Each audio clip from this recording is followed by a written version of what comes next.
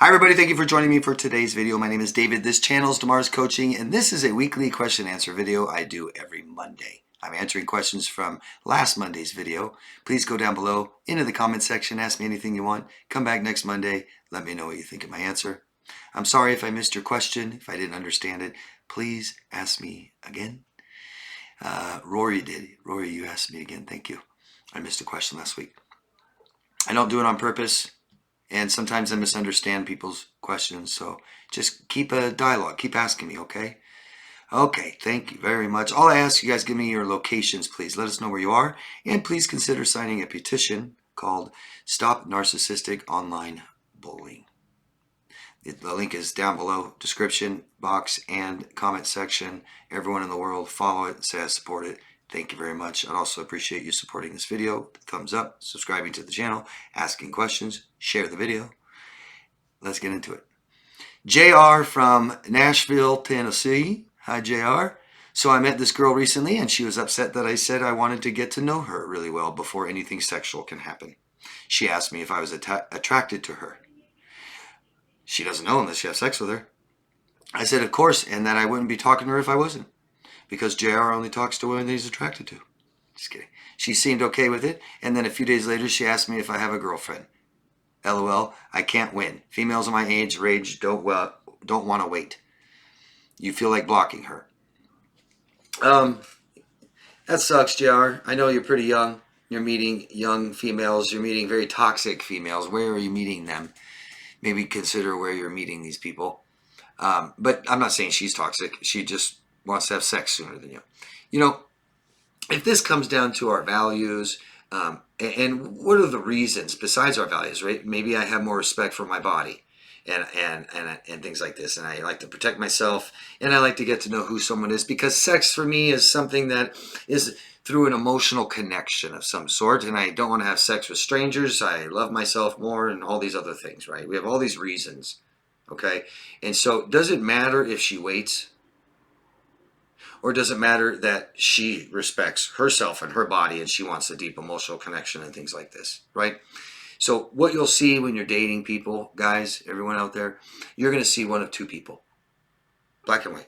You're going to see people that want long-term relationships, and you're going to see people that want short-term relationships. And the people that want short-term relationships will show you because they want to go fast.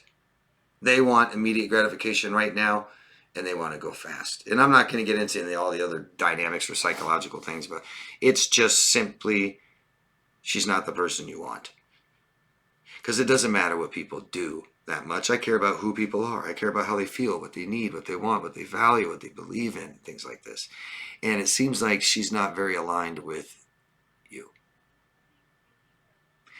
And it's not that we want to date somebody who's just like us at all. We're all so different, that's impossible. But there's got to be some things that align, and definitely values have to, right? Values. Do you need a deep emotional connection? Does this person emotionally connect with you? I bet she doesn't. Most people that have deep emotional connections with people don't want to do that right away. I hope that makes sense, JR, right? Does it matter that she waits with you, or does it matter that her values align with yours? Because anyone can just wait.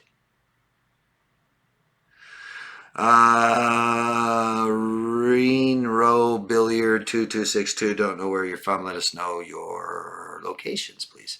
57 years old, 4 years full, no contact with my whole family of origin. My narcissistic mother decided that a good dose of silent treatment for being too involved in my mother-in-law being very ill and passing away. My parents were extremely jealous of the attention not given to them during that time, so we were all ignored, then excluded from all family holidays ever since mother-in-law passed away.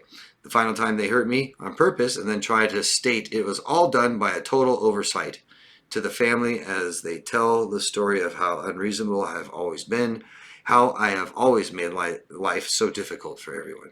I'm the scapegoat and I never get my way. No good. Stress. It's just stress. Our relationships are to add comfort, and if they add stress, there's a problem, and we fix problems, or we end relationships, including family. I know. Oh, David. No. Family.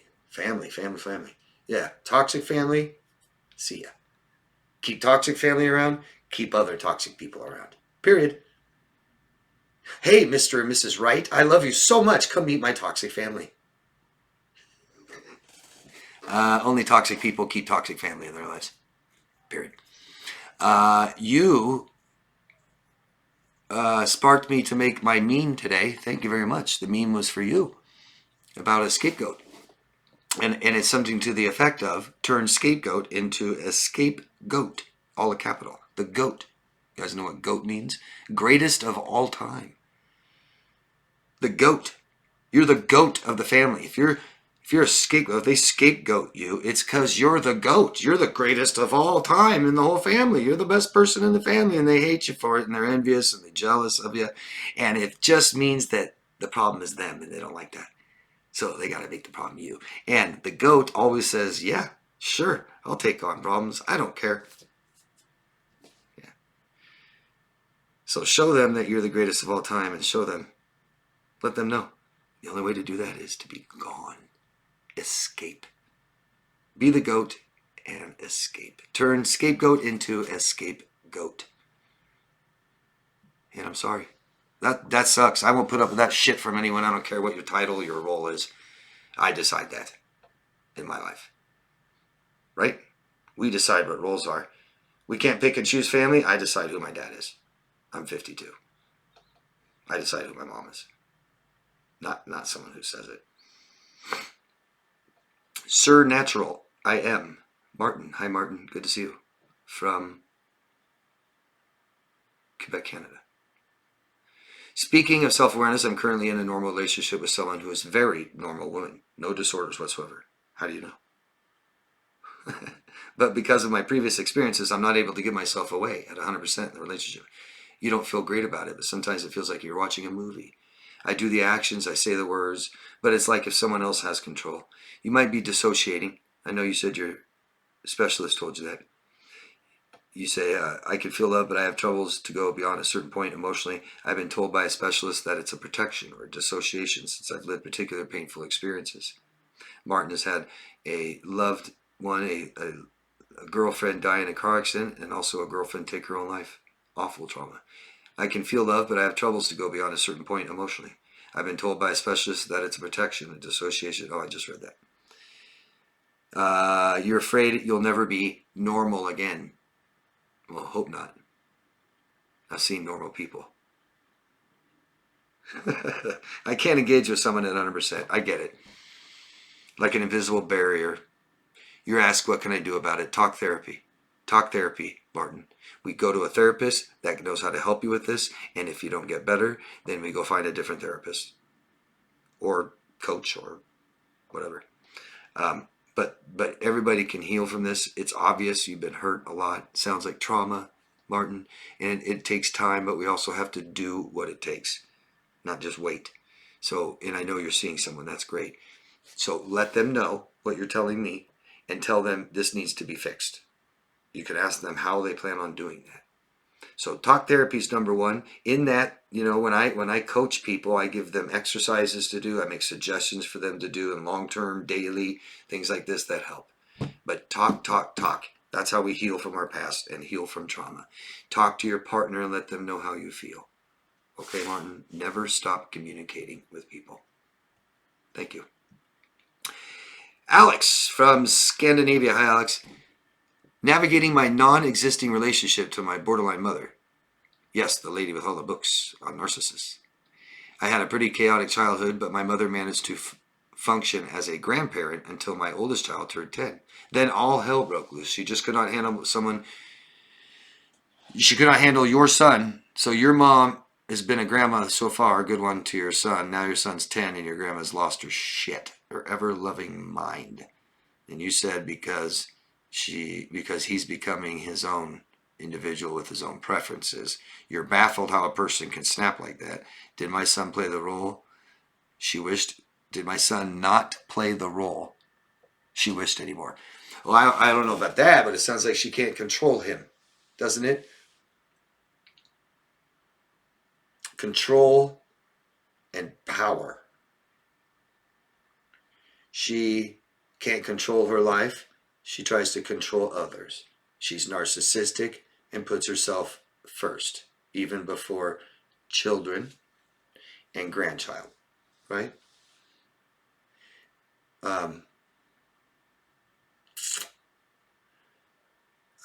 And I don't know what happened, the dynamics, what she's thinking or anything like that, but it sounds like she doesn't like your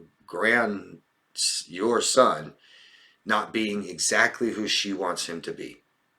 Not giving her adoration, attention, not feeling like she has complete control over him. He starts doing what he wants on his own and she loses her shit. A very, very unstable person that feels completely out of control and can't manage her own life and feels powerless. Someone stole her power a long time ago when she was a child.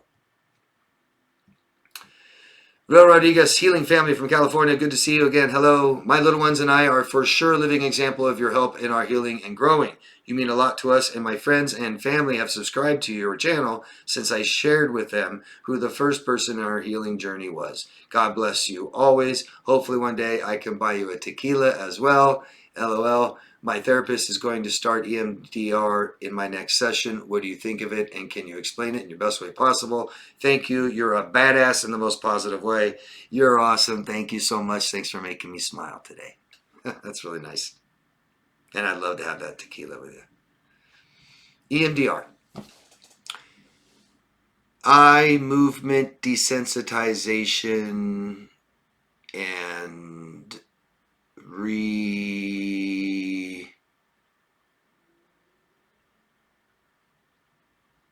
reprogramming. Reprogramming? Sorry if I'm wrong, if I got that wrong. EMDR. EMDR is supplemental therapy. I've heard some good things about it. Yeah, on its own, it's nothing. Along with talk therapy, could be great. You're seeing a professional, they've been talking to you, you're getting better, and they recommend some more supplemental therapy. I think it's wonderful. Let us know how it goes. Give it a shot. They're going to use eye movements to just kind of desensitize your trauma. It's something I do. I don't do EMDR. I help people who don't want their thoughts anymore, obsessive thoughts that no longer serve us anymore, right? We've healed. We're expressed how we feel. I've cried enough and I still feel sad. I want it to go away now.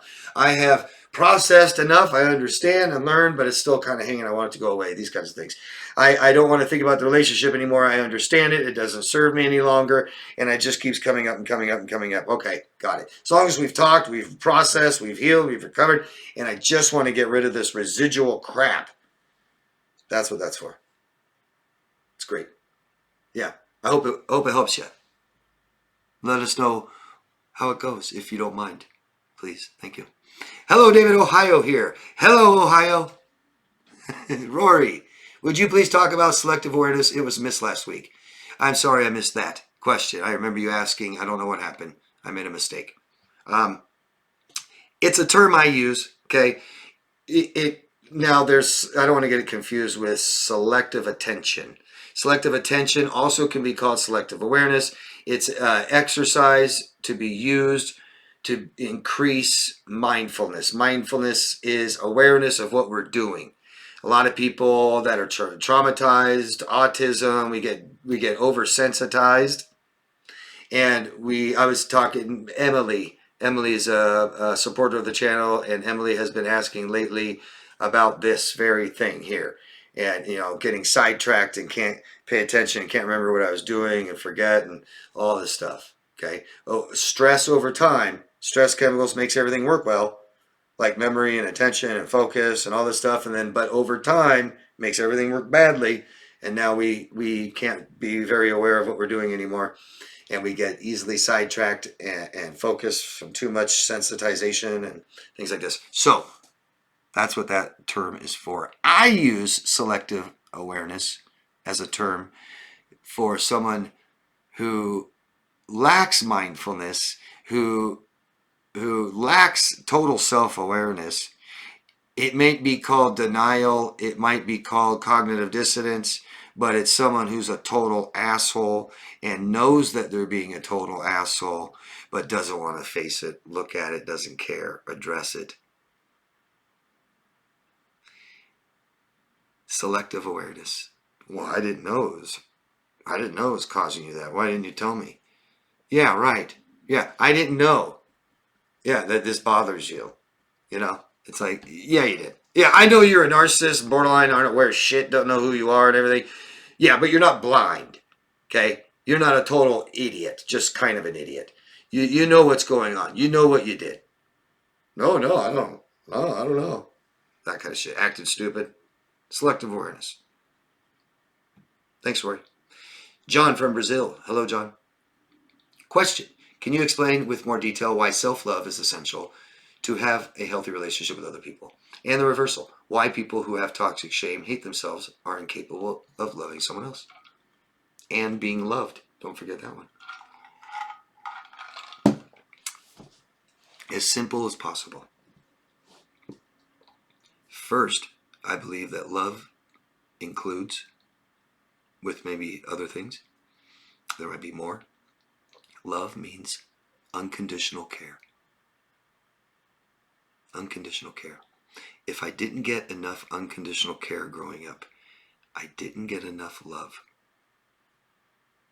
That's care, right? Love. Unconditionally. Not just because you did something for me. That's transaction. Unconditional care. You can hurt me today. You can leave me, betray me, traumatize me. I can't stop caring about you tomorrow. Just can't shut it off. And I don't really care if you fail, you make mistakes. I forgive you right away. Unconditionally care. If love is unconditional care, then to care for you, I have to know how to care for myself. I can't be totally oblivious and not care for myself, but somehow care for you, right? If I couldn't feed myself, how could I feed you? Right? Because I hear this. Some people want to claim that I hate myself, I don't love myself, but I love the people in my life. Yeah, I don't want to be one of them. Not if you hate yourself. Because you don't love me. No, you don't. No, you don't. No, you don't. No, you don't. No, you don't. We can unconditionally care for someone, but we don't unconditionally not protect ourselves, right? You put up with a lot of shit, guys, didn't you? You unconditionally cared for someone, no matter what they did to you. Huh? I have to be able to care for myself to care for you. And that's love. If I don't love myself, I don't love you. And if I don't love myself, I won't allow you to love me. You guys tried. You tried to love these people. Narcissists, borderline, sociopaths. They didn't let you. They did not let you unconditionally care for them. Still a problem. You could not reassure them enough. Nope. You're still cheating on me. Don't believe you. You could not emotionally connect with them. They don't do it. You couldn't give them emotional attention. They lied to you. Wouldn't tell you. There's a lot of things that you couldn't do. You couldn't care for them. You couldn't love them. That makes someone unlovable. Unlovable. I don't love myself, therefore I don't love you, and I don't let you love me. Good luck. Good luck trying. We did. What's it like? And what do you guys think? What's your opinion? What is love? Is love unconditional care?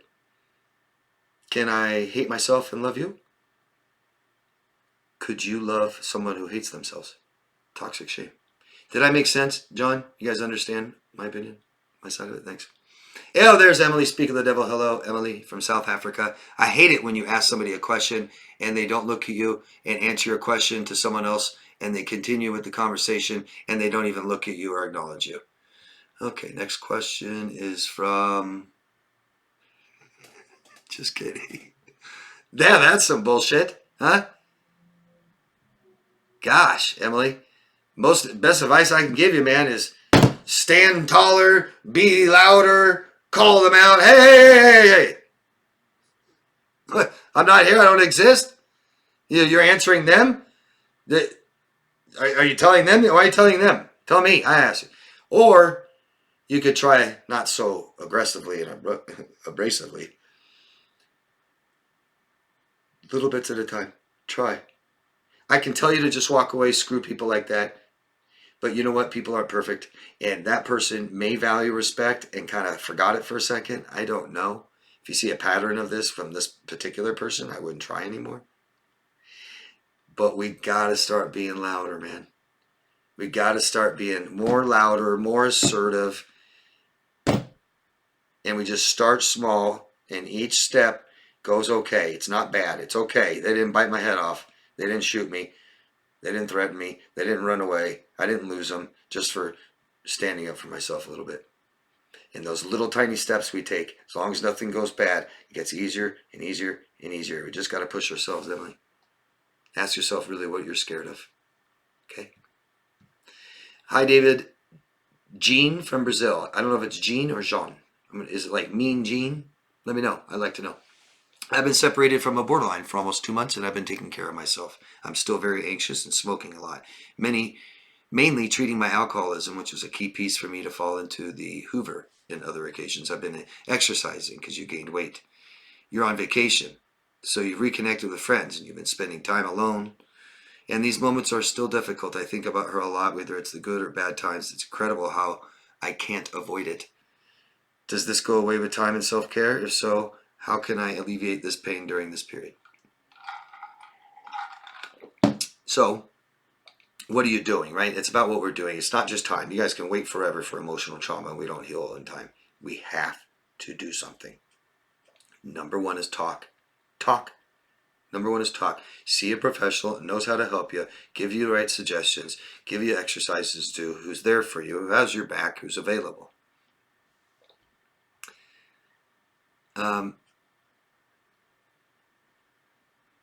It's just so complex. There's so much to this.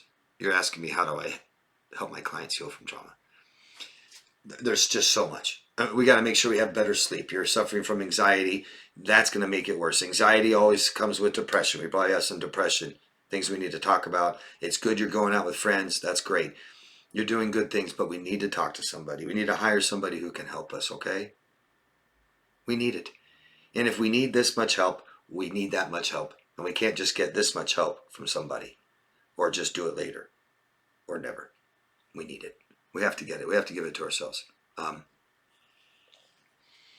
Not just self-care. It's more than that. Way more than that. And I don't know how to pronounce your name, if it's Jean. I don't want to be wrong.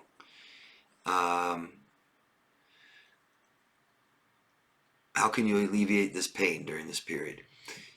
So it sounds like you still have a big void. Somebody's in our life and they leave. We notice it.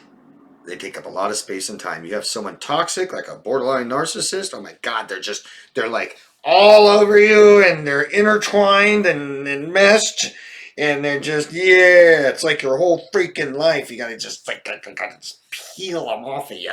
And now they're gone. And can you tell? It's the only thing different. Every single thing reminds you of it because every single thing was there in your house, in your life, when you were talking to them, when you're hanging out with them, when things were bad and tough and you're lonely by yourself and hurting. All of this. Best recommendation I can make. Hire someone that can help you and start talking to them. Start processing these things. Start learning and understanding. Will alleviate a lot of shame, guilt, raise our self-worth, self-esteem, self-respect. Talk.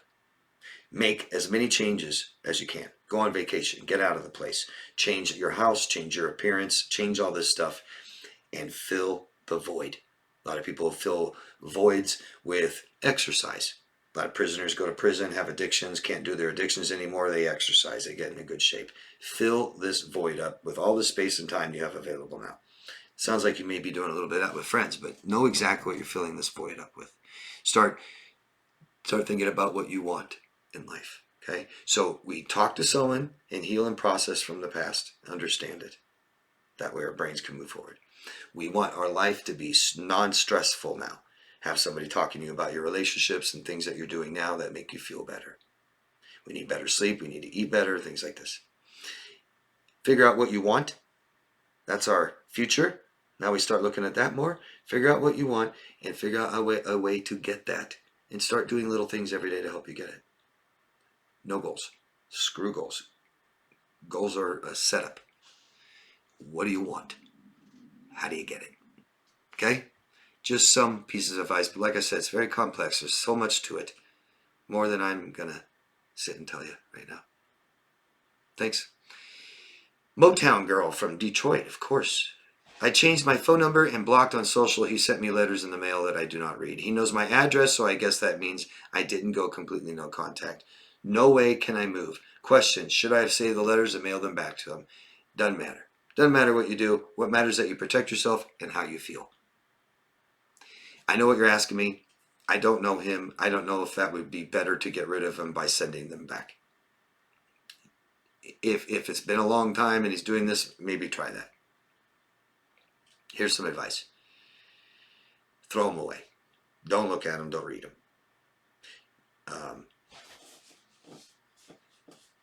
You can, what we want here is we don't want him to see you, hear you. You said, I'm not going completely no contact because he knows where you live. That you don't have to be in the secret witness protection program to be no contact.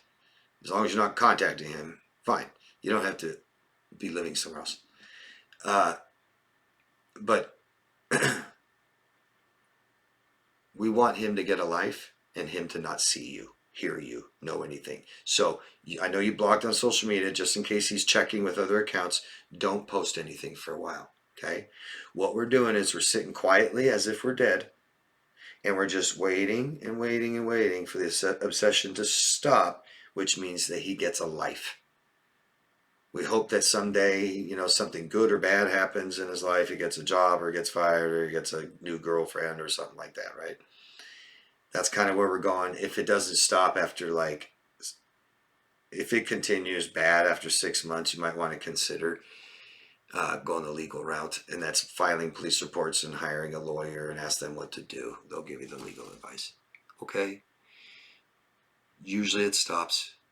And it might take up to 2 years. If it doesn't after that, it's not going to. But he's obsessed. He can't look at himself. He can't heal. And we just hope that he gets distracted. But don't let him see you. Don't let anyone tell you what you're doing or anything. No updates, nothing. Don't let him see you on social media. Don't post anything. You're dead. Good luck. Jay from Melbourne, Australia. Hi, Jay. From your experience, do you find that attracting cluster B personality types can be a family pattern? I have realized lately that my past stepdad was potentially BPD. I also think my aunt and grandma are as well. Absolutely. Absolutely. Completely. I mean, we know this with just like alcoholism, right? Dad was an alcoholic and so was my brother, and I chose not to drink ever again, but God, somehow now I'm dating an alcoholic, and yeah, totally. And especially with personality disorders, they're so profound, aren't they?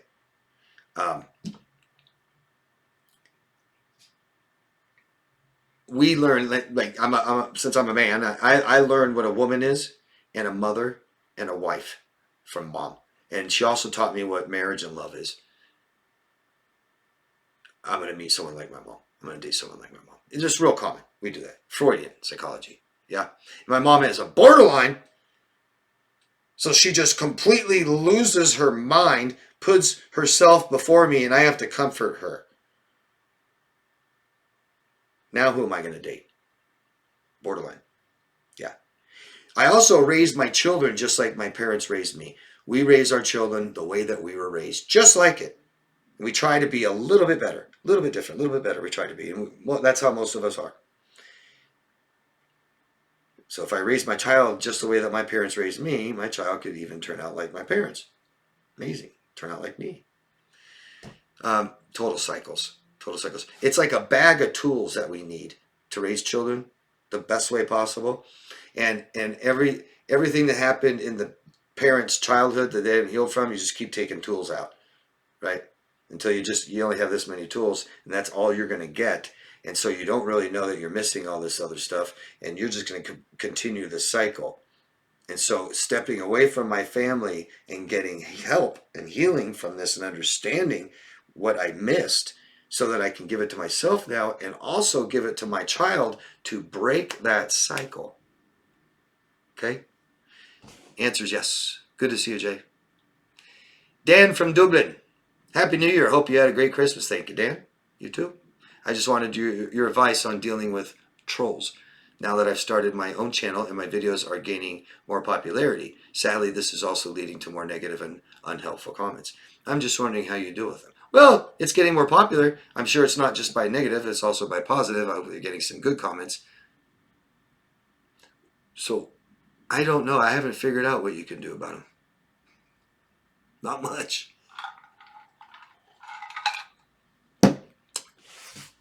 It's the risk we take, the chance we take. It's what we get, right? We're not very evolved as a species, okay? And and I include myself and every single person on this planet, we are sick. We're pretty disgusting. We're beautiful too. Very multifaceted. But as we all know, people can be very bad and very evil.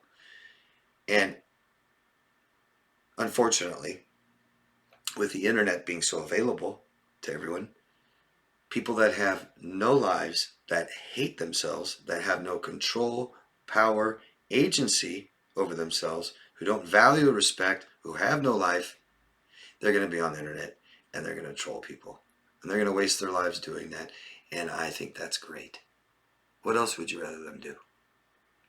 I'd rather have every piece of shit on the internet trolling people instead of having a life in real life and damaging and traumatizing people. What are you going to do? We can report it to social media. They actually like it. It just means more activity for them. So don't even try. They'll punish you. You can go the legal route. Good luck. No one really cares much. Spend a lot of money on a lawyer that forces legal action and then sues them. That's the only way to really stop them, but you still can't even control them then. Block, delete, move on. That's it. Block, delete, move on.